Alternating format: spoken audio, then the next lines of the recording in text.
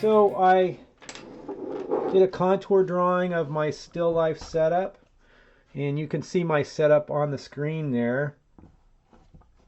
And of course it's just a line drawing, your contour drawing. Just like everything else, charcoal works the same way.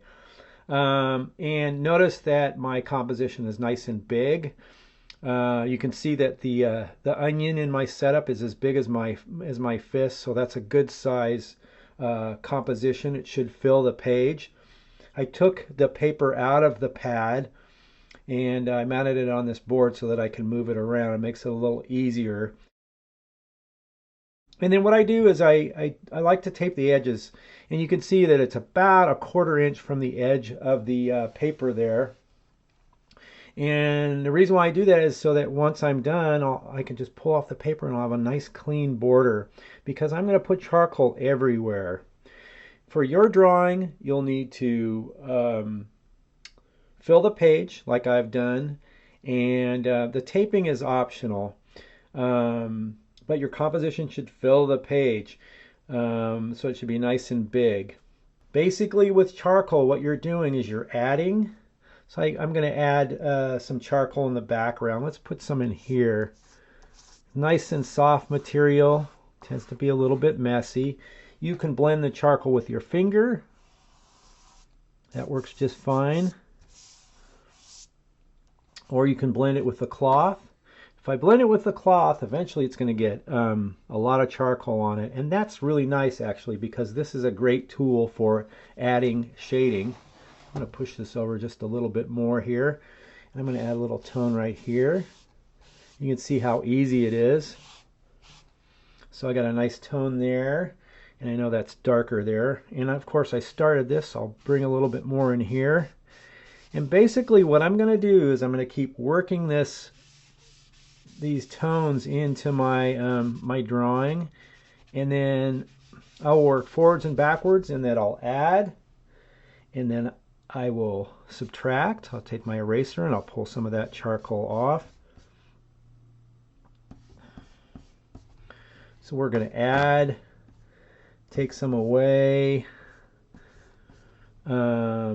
And you know, I look at that and I think, oh, it needs more. I can go back and add some more. If I don't like the way I did that, I can press on this and lighten it up, or I can just take it away. And the plastic eraser is going to actually take off a lot more than the kneaded eraser. So I'll go between my erasers. I can blend with my fingers. I can blend with a blending cloth. So the blending cloth, a nice clean one, is going to pull the charcoal off, so it's going to lighten it up a little bit. I'm going to go into the background. I'm going to start building in my tones. Again, like I said, I can use my charcoal. I'm going to use some charcoal right off the stick over here, and it's kind of dark over here. What you have to remember is that you're going to blend out all these hard lines, because we don't really see those hard outlines in the real setup.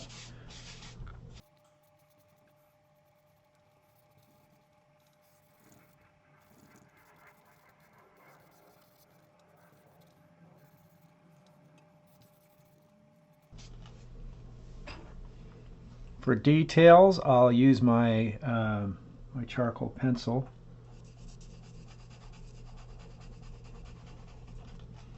And I'm going to blend that with my Q-tip.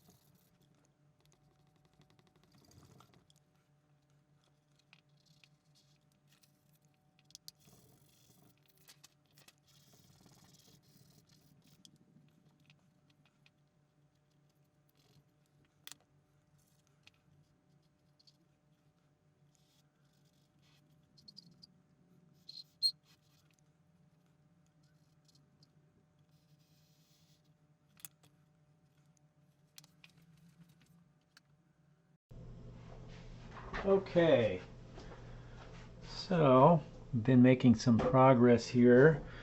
There's a few things I want you to notice. Let's see, first of all, I'm working at blending out all my outlines.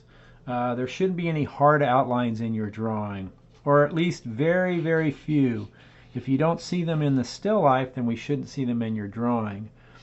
And generally the way that I do that is I go to that edge, and I'm going to use a Q-tip here, and I just kind of blend it out like that, so there's no longer a line there. So now that line is gone. This one is very slight. I think I can blend that just a little bit on that edge. You're going to see some little lines in some places, but not very much. If you look at the original image, you can see that there actually is a line down here because of the shadow. I'm thinking maybe I want to lighten up this shadow a little bit, but let me show you a couple other things. With my blending cloth, if I want to get a real tiny detail area to blend, I can stick a pencil underneath it like this, and I can hold it like this. And let's see, I want to blend this a little bit right here, so I can do that, get that little detail like that. So what you want to do is be aware of where the light's coming from. Obviously it's coming from the right side. This is the setup with the light bulb. Your drawing should have contrast. There's value contrast, right? We've got value contrast between this really dark area and this medium gray. We've got, of course, strong value contrast between the background area and the highlight area on this jar. So that's what we're looking for, is a range of values and contrast, as well as the 6 kinds of light and shadow.